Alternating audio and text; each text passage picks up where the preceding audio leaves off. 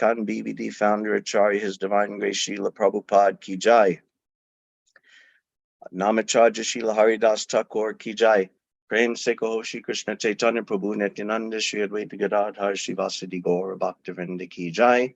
Shri Shri Radha Krishna Gopa Gopinath Shyama Kund Radha Kund Giri Govardhan Ki Jai. Vrindavan Dham Ki Jai, Mayapur Dham Ki Jai, Yamuna Mai Ki Jai, Ganga Mai Ki Jai, Bhakti Devi Ki Jai, Tulasi Maharani Ki Jai, Samaveda Bhaktivinoda Ki Jai. All glories to the assembled devotees. All glories to the assembled devotees. All glories to the assembled devotees. All glories to Sri Guru and Sri Gauranga.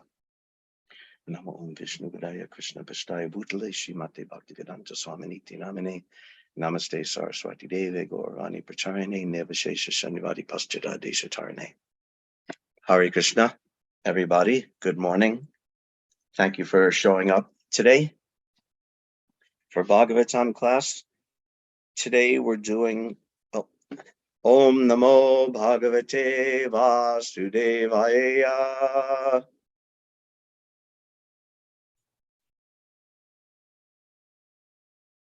Om Namo Bhagavate Vasudevaya.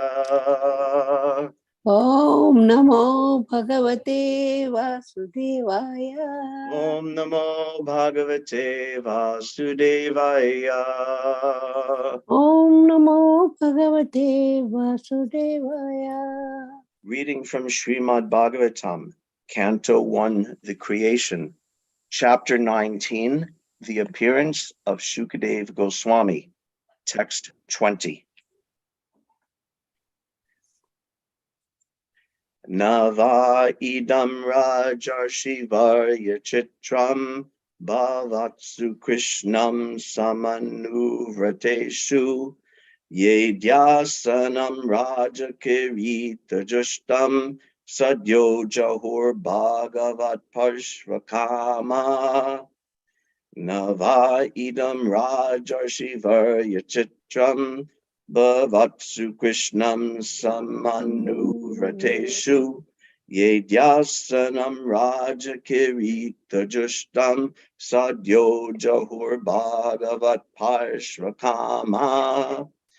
Nava idam rajarshivarya chitram Bhavatsu Krishnam samanuvrateshu Yedyasanam rajakirita justam sadyo jahur bhagavat parshvakama. Everyone can chant, please. Nava idam rajashivarya chitram Bhavatsu Krishnam samanuvrateshu Yedyasanam rajakirita justam Sadyo jahur bhagavat parashvakama.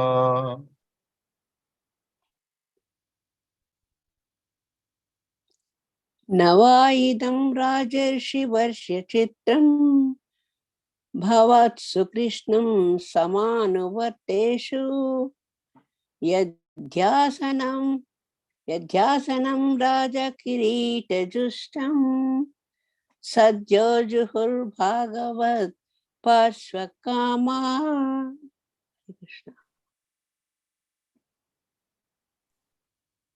Nava idam rajarishvarya chitram Bhavatsu Krishnam samanuvrateshu Yedhyasanam rajakirita justam Sadyo jahur bhagavat parshvakama.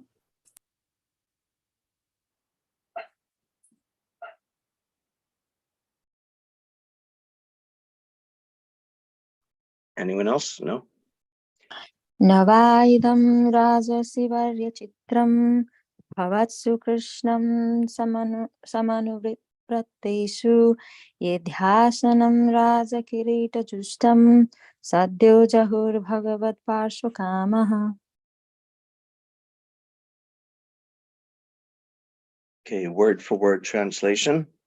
Na, neither. Va, like. I'm sorry, like this. Idam, this. Rajarshi, saintly king. Varya, the chief. Chitram, astonishing, bhavatsu, unto all of you, Krishnam, Lord Krishna, samanuvrateshu, unto those who are strictly in the line of, ye, who, adhyasanam, seated on the throne, Raja Karita, helmets of kings, Jushtam, decorated, Sadhya, immediately, Jahu, gave up, Bhagavat, the personality of Godhead, Parshvakamaha, desiring to achieve association. Translation: the sages said, O chief of all the saintly kings in the Pandu dynasty, who are strictly in the line of Lord Sri Krishna, it is not at all astonishing that you give up your throne, which is decorated with the helmets of many kings, to achieve eternal association with the personality of Godhead. Purport by His Divine Grace Srila Prabhupada. Foolish politicians who hold political administrative posts think that the temporary posts they occupy are the highest material gain of life, and therefore they stick to those posts even up to the last moment of life, without knowing that achievement of liberation is one of the associates of the Lord in His eternal abode is the highest gain of life. The human life is meant for achieving this end. The Lord has just assured us in the Bhagavad Gita many times that going back to Godhead, His eternal abode, is the highest achievement. Prahlad Maharaj, while praying to Lord Nrsimha, said, quote, "O my Lord, I am very much afraid of the materialistic way of life, and I am not the least afraid of your present ghastly, ferocious feature as Nrsimhadev. The materialistic way of life is something like a grinding stone, and we are being crushed by it. We have fallen into this horrible whirlpool of the tossing waves of life. And thus, my Lord, I pray at your lotus feet to call me back to your eternal abode as one of your servitors. This is the summit liberation of this materialistic way of life. I have very bitter experience of the materialistic way of life. In whichever species of life I have taken birth, compelled by the force of my own activities, I have very painfully experienced two things, namely, separation from my beloved and meeting with what is not wanted. And to counteract them, the remedies which I undertook were more dangerous than the disease itself. So I drift from one point to another, birth after birth, and I pray to you, therefore, to give me a shelter at your lotus feet," unquote. The Pandava kings, who are more than many saints of the world, knew the bitter results of the materialistic way of life.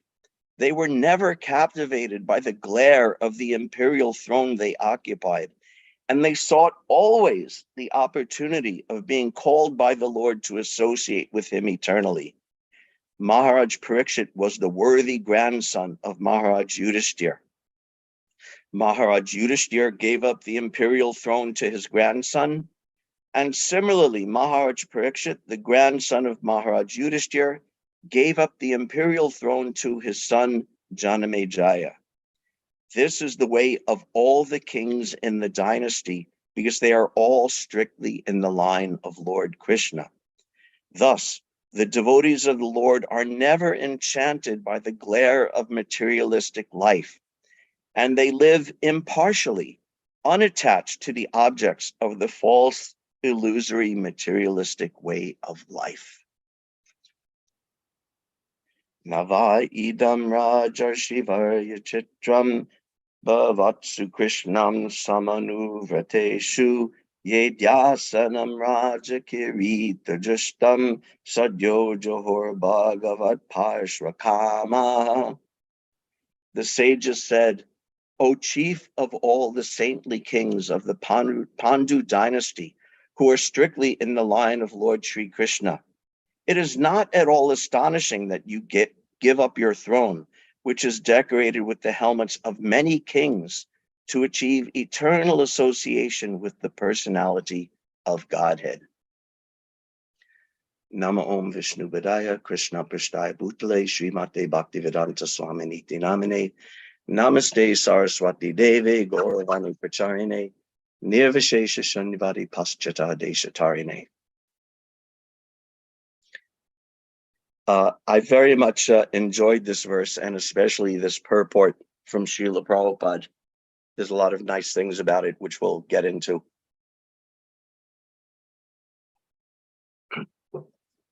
Sometimes Srila Prabhupada would say that his Bhaktivedanta purports were his personal ecstasies. So actually, I was thinking of that statement from Prabhupada as I was reading this purport. Of course, you know, his purports are philosophical presentations, largely based on the commentary of the previous acharyas, plus his own realization, plus his own preaching goals and ideas for ISKCON, and their teachings, their philosophy, their inspiration. But sometimes, like today, it really seems like his personal ecstasies. He starts off talking about the foolish politicians.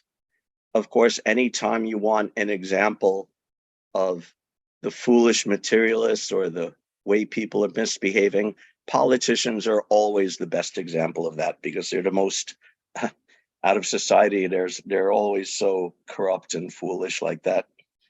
So these modern politicians, they want to hold on to their post till the very, very end of their life, clinging with their last breath to these posts, not knowing that human life is meant for going back to Godhead, the highest gain of life.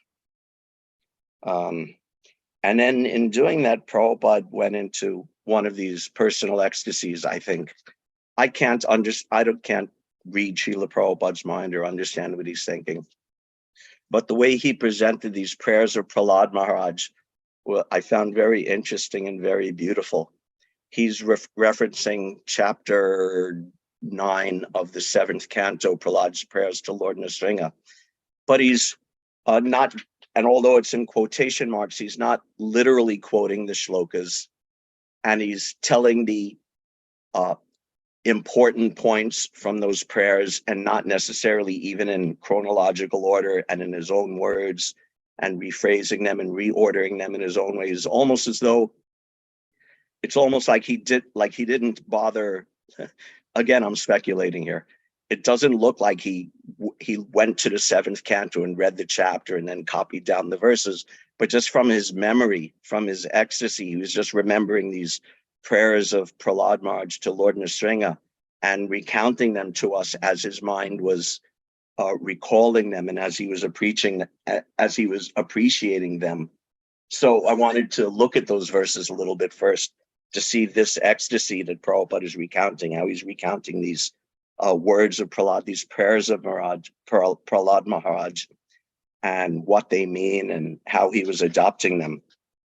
So in that quoted section, Prahlad Maharaj, while praying to Lord Nrsimha, said, quote, "Oh my Lord, I am very much afraid of the materialistic way of life." So this is text 15 of the 9th chapter of the 7th canto. Naham bibemya jita te tip. No, that's the wrong meter. Naham bibemya jita te tibayana kasya jivarka nature bukuti rabasogradam strat andrasrajak shatajakeshara shankukarnam niradabita digibad aribin nakagrat.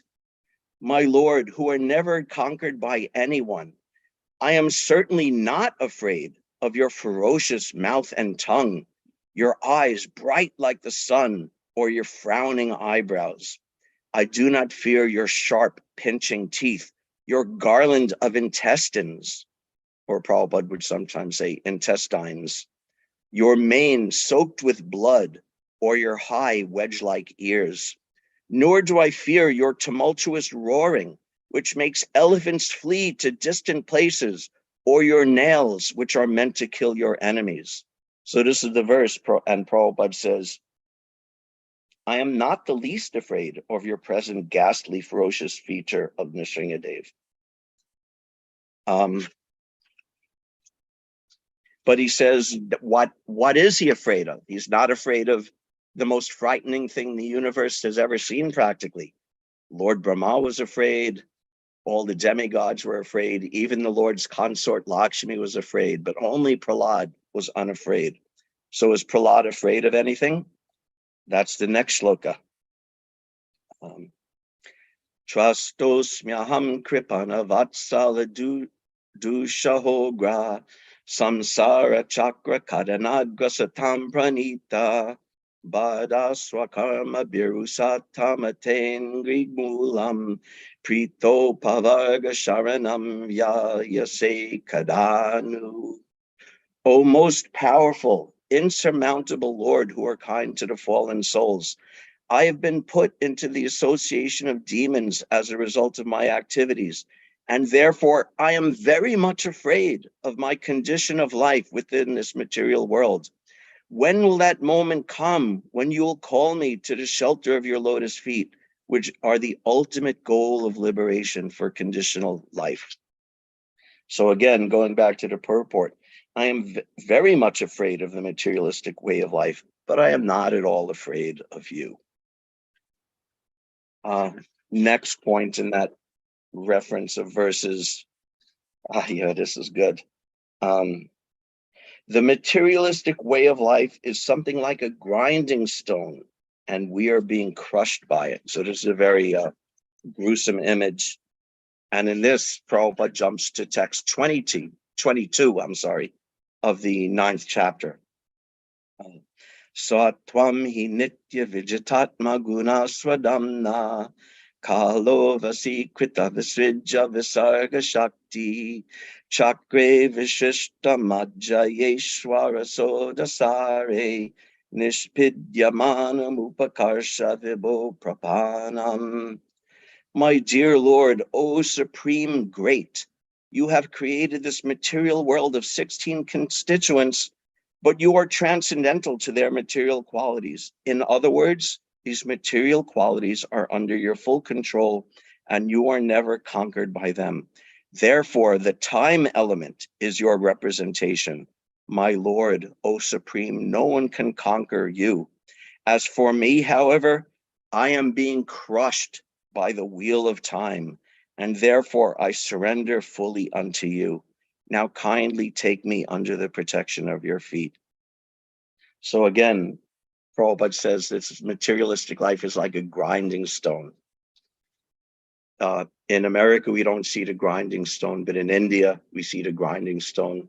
We see the little homemade version, the silbata, and then we see the commercial ones where there's a big round stone and it's rolling around in a circle pulled by the oxen, and it's rolling in a concavity, what's the word I'm looking for, in a depression within another stone. And the seeds, like for example, the mustard seeds are fed into that trough in the lower stone, and the big heavy grinding stone is rolling over and grinding it and crushing the seeds and pulverizing and pressing the oil out of them. So this is material life, this over and over grinding and grinding materialistic life, grinding us down to a pulp. So this is the way of materialistic life, like a grinding stone. And specifically, this grinding stone is the wheel of time. It's just in the purport, I think Prabhupada described, in the purport to that verse from the 9th canto, Prabhupada describes how this wheel of time has, I don't remember exactly the numbers, but like it has 12 spokes or it has 360 spokes, symbolizing the passage of time, like the 12 months of the year, or the 365 days of the year. So that's the wheel of time, which is grinding everything down, grinding us down, and eventually grinding this entire material creation down to nothing at the very end, and at which point it's withdrawn into the Lord. Then Prabhupada goes on in the purport. He uses this nice phrase: we have fallen into this horrible whirlpool of the tossing waves of life, and thus, my Lord, I pray at your lotus feet to call me back to your eternal abode as one of your servitors. This is the summit liberation of this materialistic way of life. So I like this phrase of Prabhupada, the summit liberation. What is he referring to by that? Again, in these prayers in text, again, jumping ahead a little to text 24. Tasmad amusna nubritam aham ashishogya. Or maybe that's the... Oh no, I'm sorry, wrong verse. Skipping ahead actually to text 46. Mona vrata shutatapo dhyayana swadharma vyakya raho japa samadaya apavargya praya param purushate twajitendriyanam varta bhavantyutana vatra tudambikanam. O Supreme Personality of Godhead, there are 10 prescribed methods on the path to liberation: to remain silent, not to speak to anyone, to observe vows, to amass all kinds of Vedic knowledge, to undergo austerities, to study the Vedas and other Vedic literatures, to execute the duties of Varnashram Dharma, to explain the Shastras, to stay in a solitary place, to chant mantras silently, and to be absorbed in trance. These different methods for liberation are generally only a professional practice and means of livelihood for those who have not conquered their senses. Because such persons are falsely proud, these procedures may not be successful. So all of these 10 things, these are described in the verses apavargya. Apavarga means liberation, and apavargya, putting ya-y-a at the end of the word, means relating to liberation, or leading to liberation, or causing liberation. So these 10 things are there: Mona Vrata, and living in a secluded place, and studying the Vedas. But he says these are not really very good, because those who follow this path are driven by pride. Oh, look at me, I'm a great sage, I'm a learned scholar, I'm a big renunciant. Again, in the verse, these different methods for liberation are generally only a professional practice and means of livelihood. Because such persons are falsely proud, these procedures may not be successful. So these are supposed to be procedures of apavarga, of liberation, but they are not, as Prabhupada says, summit liberation. Summit liberation is to become an associate of the Lord. Then Prabhupada, recounting the verses, he talks again about the nature of this material world. I have very painfully experienced two things, namely separation from my beloved and meeting with what is not wanted. And to counteract them, the remedies which I undertook were more dangerous than the disease itself. So separation from my beloved, for the devotee, separation from my beloved means separation from Krishna. But for the materialistic person, this means that you're not gaining the things you want. Separation from my beloved and meeting with what is not wanted. So not getting what you do want and getting what you don't want. This is the nature of the material world. And when you try to solve that problem of the material world, the solution is actually worse than the original condition. Prabhupada tells a story about the ceremony for performing an exorcism.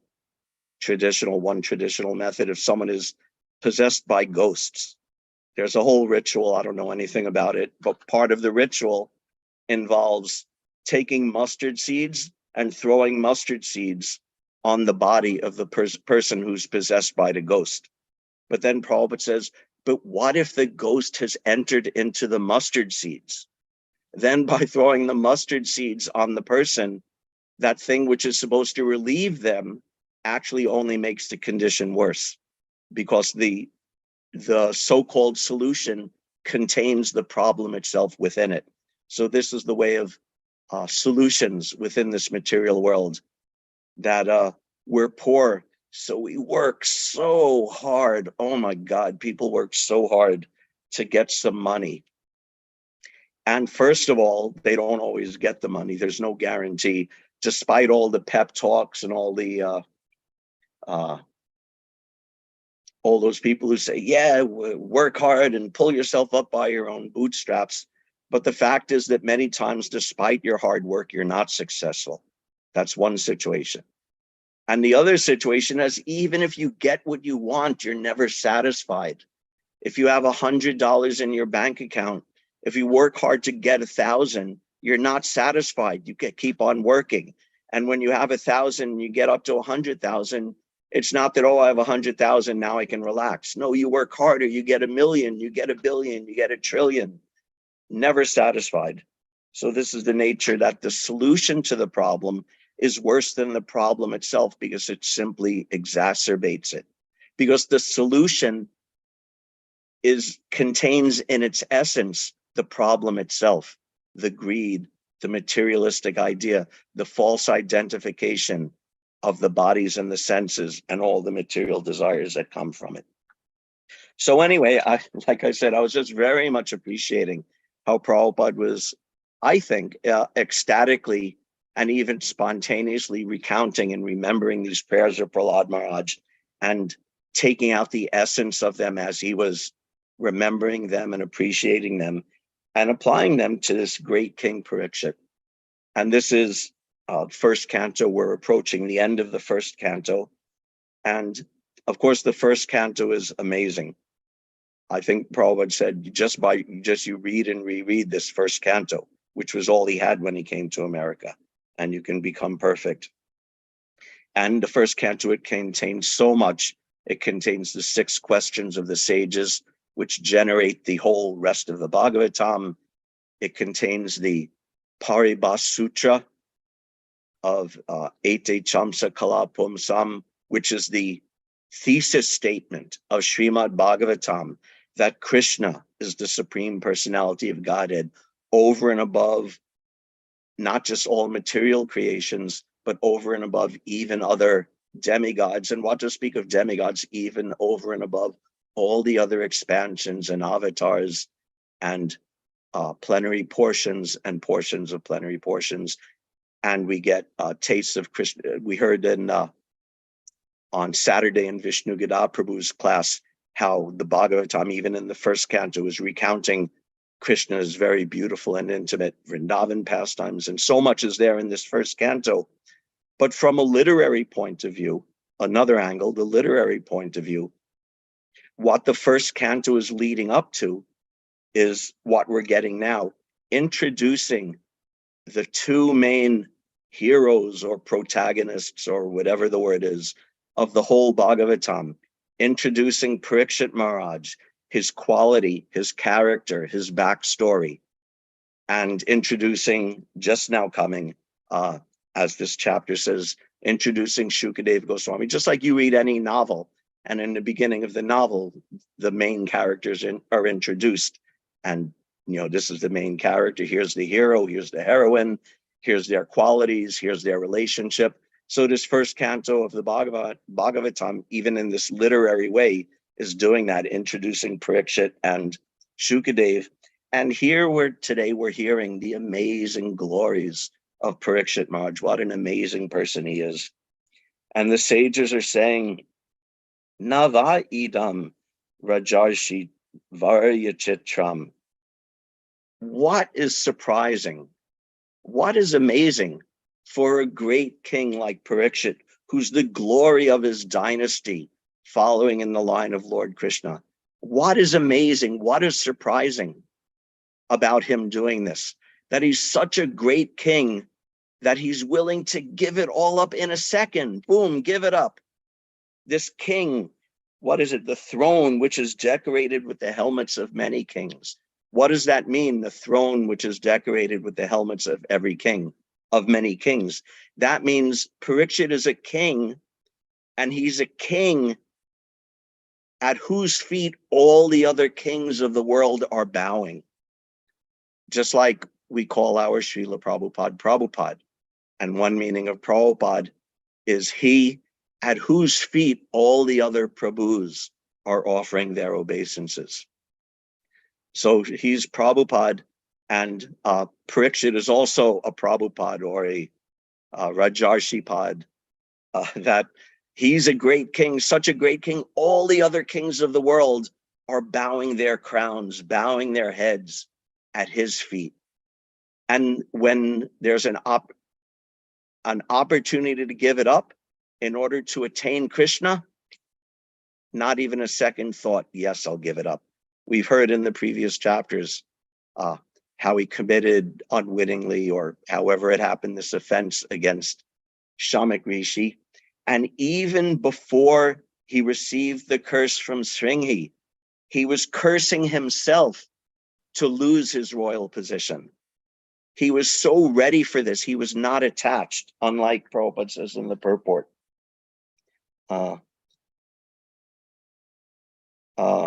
Foolish politicians who hold political administrative posts think that the temporary posts they occupy are the highest material gain of life. And therefore, they stick to these posts even up to the last moment of life. Prabhupada spoke about this fairly frequently, about political leaders who would desperately cling to their presidency, their kingship, their prime ministership to the very end, desperately clinging. And he would so severely criticize this mentality.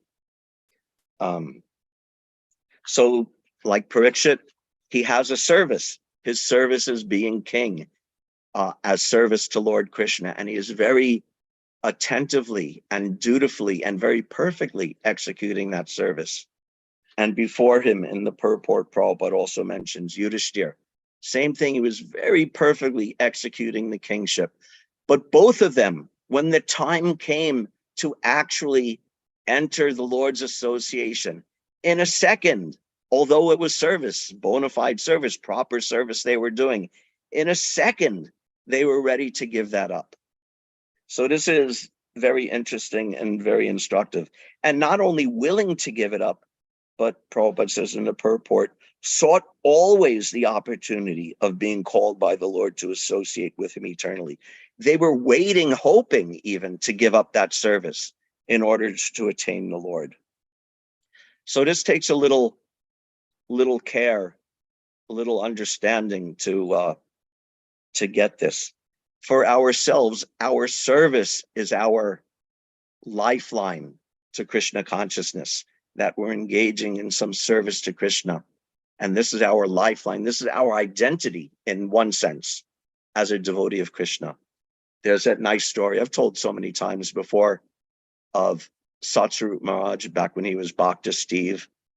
And he asked this very complicated sort of mental question of Srila Prabhupada. He said that I feel like I could be many different people, that dealing with a friend, I'm one type of person, dealing with a parent, I'm a different type of person, dealing with a woman, I'm a different type of person. So I could be many people. So what person does Krishna want me to be? And Prabhupada thought a second, and his response was, this boy Steve is very nice. He types transcripts for me, and he also sometimes gives me a donation. You should all do like that. So at first, Steve, Satsarup Maharaj, he was a little bewildered by this answer. It almost seemed like Prabhupada didn't really answer it. But then he thought about it, and he understood that his identity in relation to Krishna and in relation to Srila Prabhupada was based on his service. That, what's that? Jiver Sarupai, Krishna Nityadas. That this is our identity. This is who we are, that we're a servant of Krishna. And through our service, we identify as a servant of Krishna. So it's so important to understand that, to value that, so we don't willy-nilly or whimsically give up our service, our particular service. And actually a devotee who has a service and sticks with it for an extended period of time is a glorious thing, a beautiful thing. But we also need to remember that these different services we have the service attitude and the love and the service we're cultivating with Krishna are eternal attributes, but the particular service we're doing may or may not be eternal. One devotee was interested in astrology. So he went to Prabhupada and said, oh, should I have my son trained in astrology? And Prabhupada said, no, he doesn't have to do that. Just like you're a pujari, now you're a pujari. Next, you may be a book distributor. Next, you may be a manager. So we have our eternal service to Krishna, but the particulars of that service change. If we're a devotee who's, for example, a lifelong pujari, when he returns to Goloka Vrindavan, he may be doing something different than a pujari, or a devotee who's a lifelong preacher, or a lifelong manager, or a lifelong floor sweeper. When he goes back to Goloka, that may know his identity as servant of Krishna is fixed, but that particular service may undergo some transformation. So similarly, Parikshit and Yudhishthir, they had their identity. Who could be more identified with the service? They're Maharaj Parikshit, Maharaj Yudhishthir, that they're these great kings. It's part of their identity. But when the time came, boom, give it up in a second, because they're attached to Krishna. Prabhupada said it once, but this is mainly from Srila Vishwanath Chakravarti Thakur's analysis of the different stages of devotion given by Srila Rupa Goswami, Adoshraddha, Tata Sadhusanga.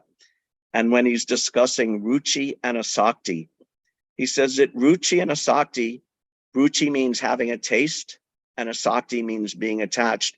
And he said these really mean almost the same thing. They're both having a taste for and being attracted to and being more spontaneously attracted. But he said Ruchi is when you have your taste and attraction mainly for the service to Krishna.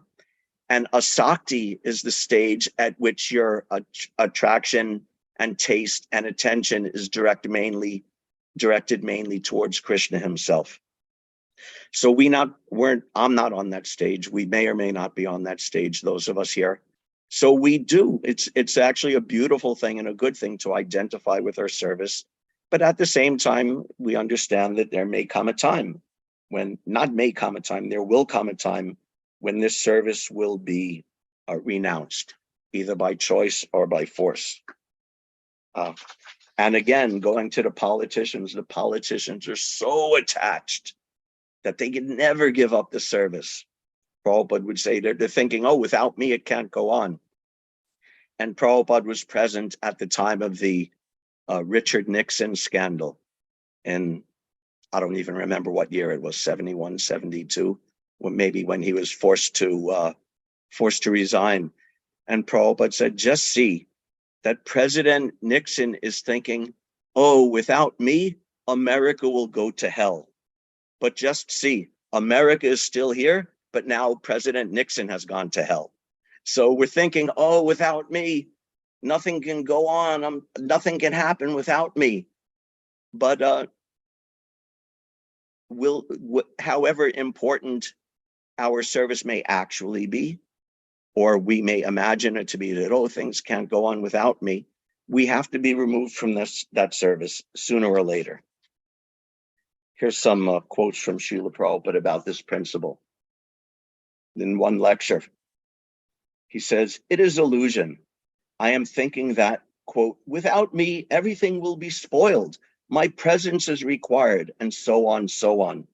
Just like sometimes our political leader, each and every one of them thinks that without him, the whole situation will be spoiled.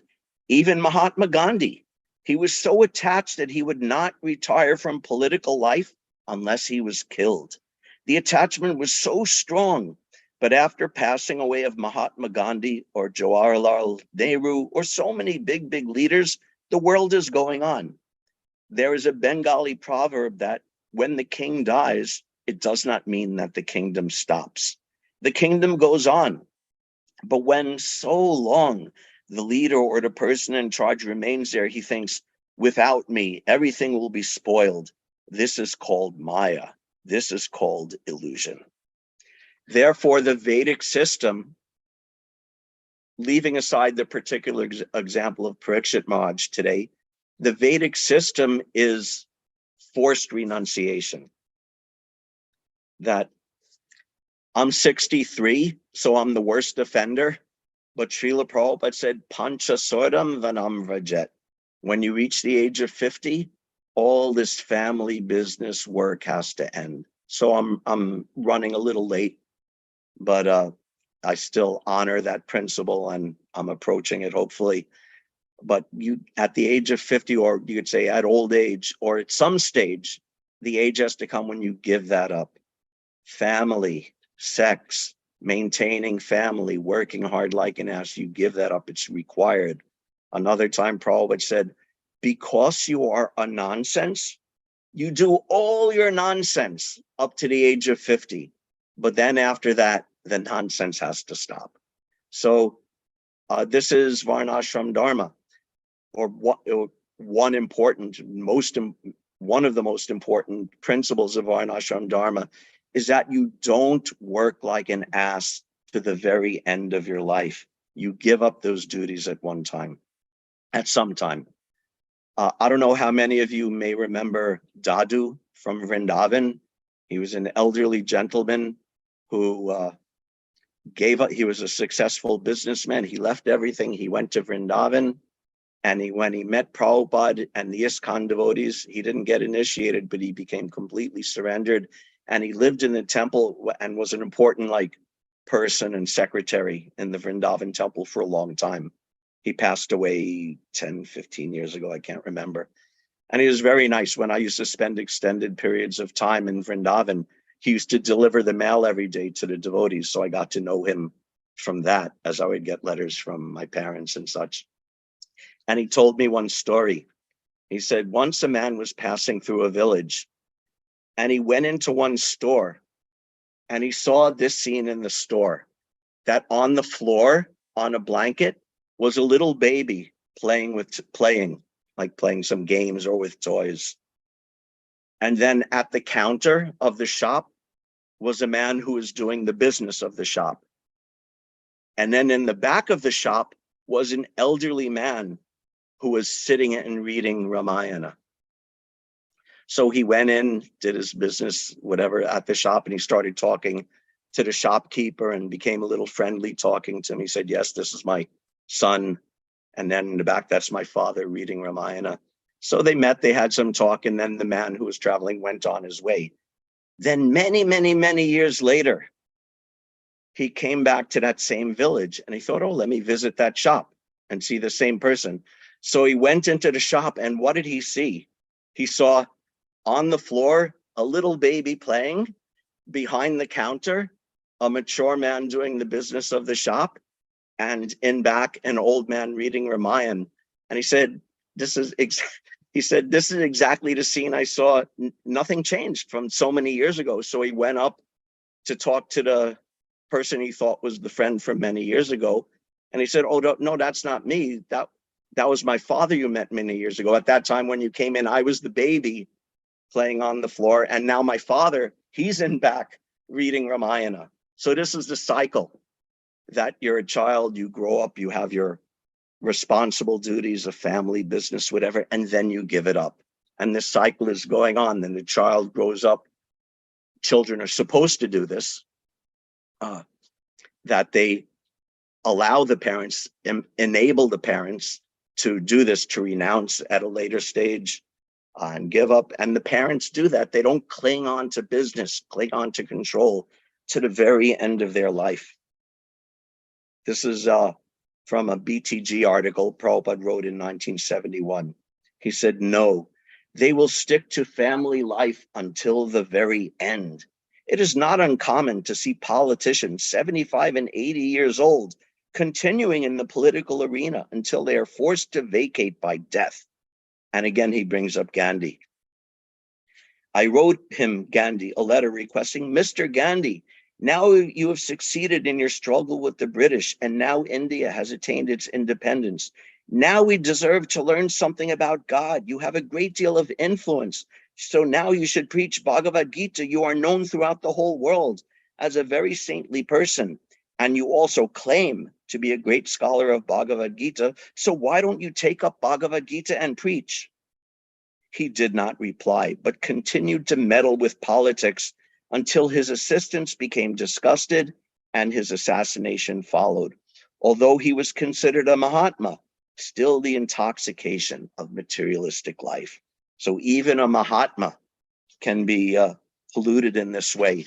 That, oh, I'm so important. Actually, being a Mahatma could be part of it. Oh, I'm such a Mahatma that nothing can go on without me. I'm such a great devotee that I'm essential. The whole ISKCON is riding on me. The whole world is riding on me. I'm indispensable. Thus, I can never retire from a position of responsibility, a position of management, a position of power. This is a misunderstanding. This is again from a purport Srila Prabhupada wrote of 11538. He writes, the Pandavas are eternal companions of the Lord, and therefore they are more interested in the company of the Lord than anything else. Besides that, being an ideal king, Maharaj Yudhishthira wanted to retire just to set an example for others. As soon as there is some young chap to look after the household affairs, one should at once retire from family life to uplift oneself to spiritual realization. So I like this. As soon as there's a young person ready, that young person should be given the responsibility, and the older person should retire. Why? Two reasons are given here in this purport. One, you want to devote yourself so intensely because you want to become an eternal associate of the Lord. And secondly, as an ideal person, this is the example that you set, so that this cycle can go on of responsible work, then renunciation and complete devotion to Krishna consciousness, and at the end, returning back to Godhead. Not that you cling and cling and cling to the very end and never allow the younger generation to take any position of responsibility. Even from the management point of view, a good manager knows how to train the next generation of managers, not clinging to the end, but a good manager wants to create more qualified managers so that things will go on nicely after his departure, whether that departure is voluntary or not. This is even intelligent management, that you train up the next generation and you mentor them, and gradually you actually give them power. You give them the ruling power, the managerial power, the whatever it is that you're training, and then you get out of the way and allow them to take it.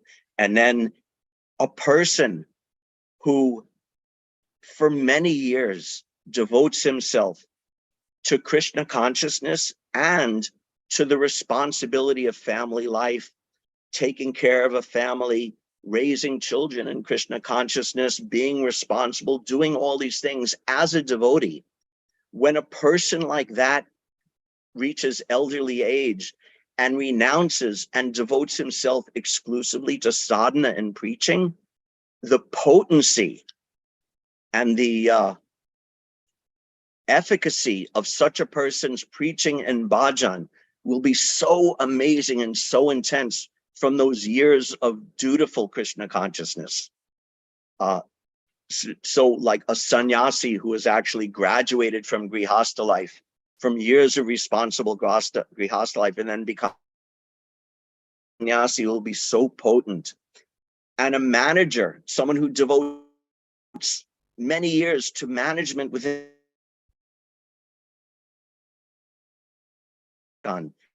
and hands over that next generation and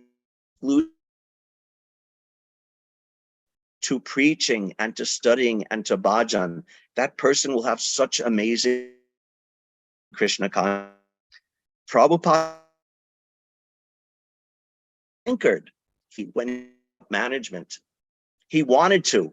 He several times expressed that you manage, so I preach on translating my books, but because less than perfect competency of his very young, immature disciples, he was continually drawn into it. But he had a hankering, a desire that you take. That's why he created very early in ISKCON. He created the governing body commission, so that he would not have to manage everything, so that he could devote himself to these duties of traveling and preaching and composing his ecstatic personal ecstasies of the Bhaktivedanta purports. So again, this is not to be misunderstood. Preaching is glorious. Our particular service in ISKCON is glorious. Management in ISKCON is glorious. All of things are glorious and fully spiritual, and devoting ourselves to them fully and even identifying with them to some degree is not a bad thing, not a wrong thing.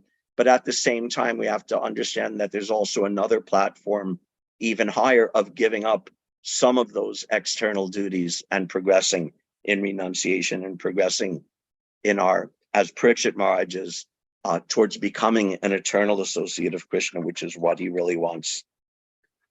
Every stage of life is perfect. The stage of Grihastha ashram is perfect. Prabhupada would so often say that this Grihastha ashram, it's an ashram. An ashram means a place of spiritual shelter. So it's as much a spiritual shelter as Vanaprastha ashram or Brahmachari ashram or Sannyasa ashram. But all of these stages are perfect at different stages of life for different persons. And Varnashram Dharma, the proper execution of it, is dependent upon respecting every one of these stages. There's a tendency sometimes for renunciates to be condescending or less than appreciative towards those who are in household ashram. Or the opposite can happen. What's that? I can't remember where that is in the Bhagavatam, when there's a verse describing how the grihastha is thinking, oh, these sannyasis, these beggar sannyasis are coming to me for donation, so that means I'm better than they are. Or sometimes the men are condescending to the women. Oh, the women can only do this or that.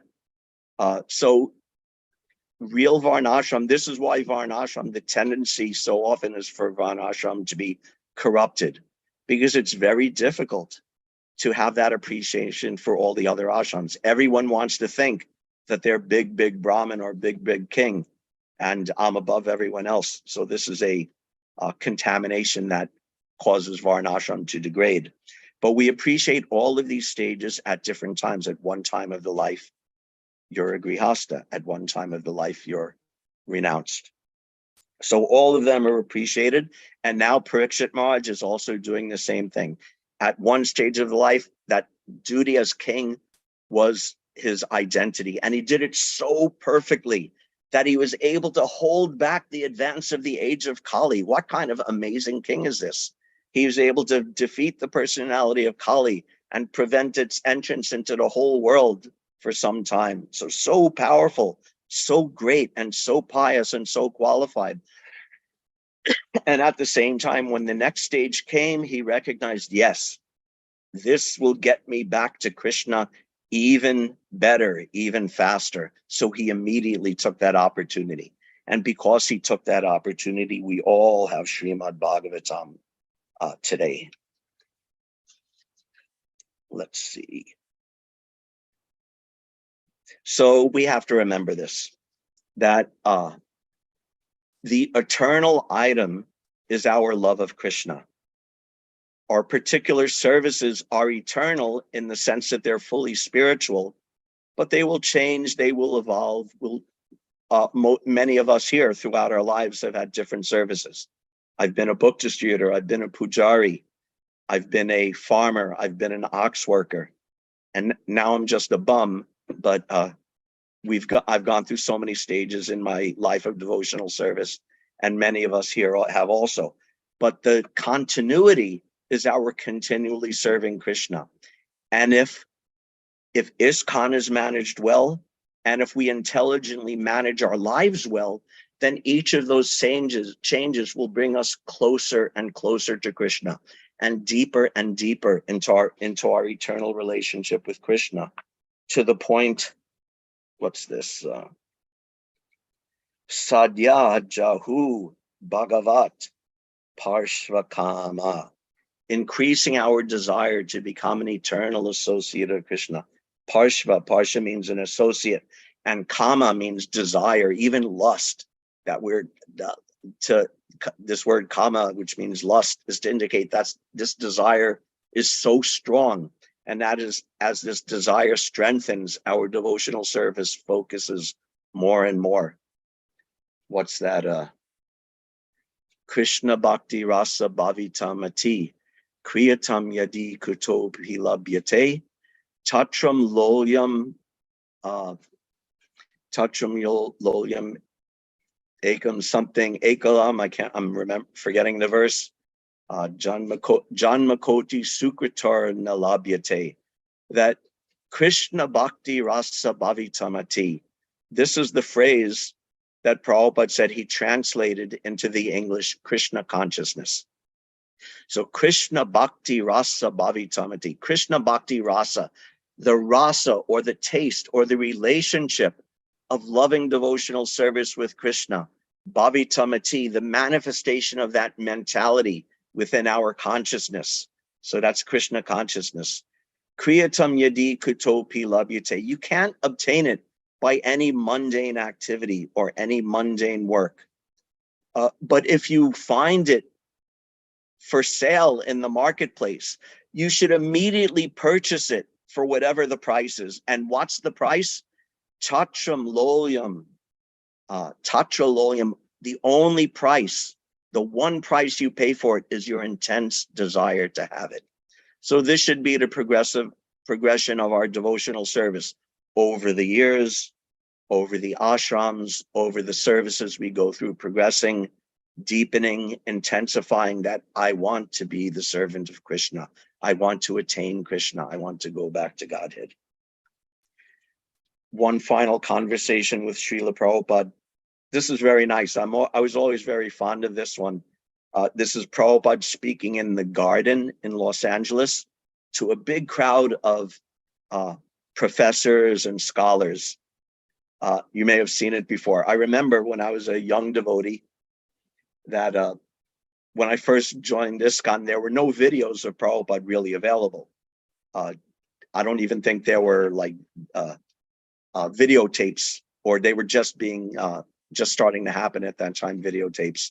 But then a year or two after I became a devotee, videotapes of Srila Prabhupada started being made by Yadubar, and others started releasing to the temples, and the temples all bought televisions and videotape machines. No one dreamed of DVDs. These were videotape cassettes. And we started getting actual videos of Srila Prabhupada. I never saw Srila Prabhupada in life, so this was such a amazing revelation for me. And one of my favorites was this talk, Prabhupada, very casual, in the garden at Los Angeles, speaking to this big crowd of professors and scholars. And he said to them, some of you may remember this from the text, he said, all your pride finished. Your pride, your property, your family, your bank balance, your skyscraper building, all taken away. Finished, get out. This is God. Now you understand God? To believe or not believe, God will come one day. He will take your everything and get out. That is God. You believe or not believe, it doesn't matter. The same example, the tenant may not believe the landlord, but when the landlord will come with the court's order, get out, then you have to go out, that's all. That is stated in the Bhagavad Gita, that those who are not believer in God, to them I come as death and take away everything, finished. That one has to believe, yes, as sure as death. Then God is sure. You may challenge so long you have got a little life for a few years, but God will come and drive you away from your present pride, prestigious position. Get out. So this is going to happen to the materialists, and this is going to happen to us.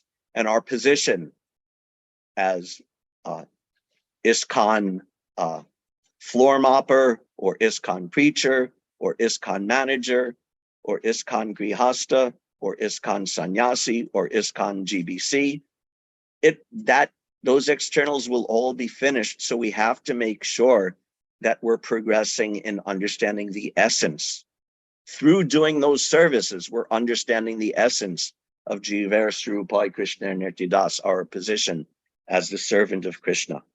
I'll tell one final little story. This was a Bhagavatam class given many years ago, at least 20, 30 years ago in Vrindavan by His Holiness Satsvarup Maharaj. I always remembered this class. It really struck me.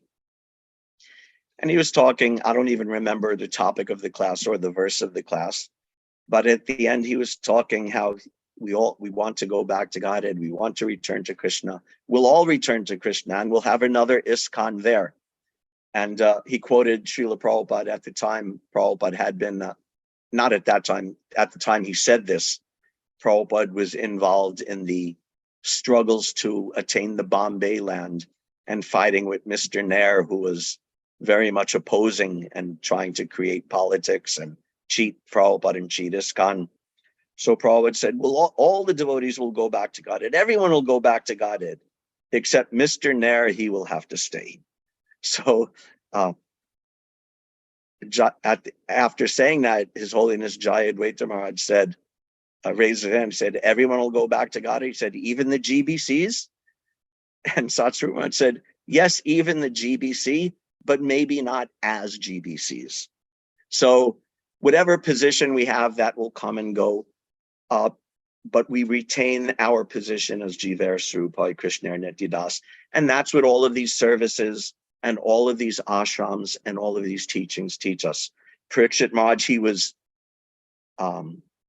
expressing his identity as a servant of Krishna through being a king. But then when the time came for the next stage, he expressed that even more intensely by giving up the kingship.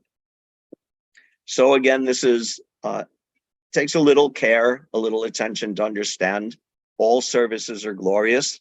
I'm not telling anyone to give up any service, but at the same time, we have this long-term understanding as well that the service also has a purpose. Hare Krishna, thank you very much. All glories to Srila Prabhupada. If there's any questions or comments, we can discuss now.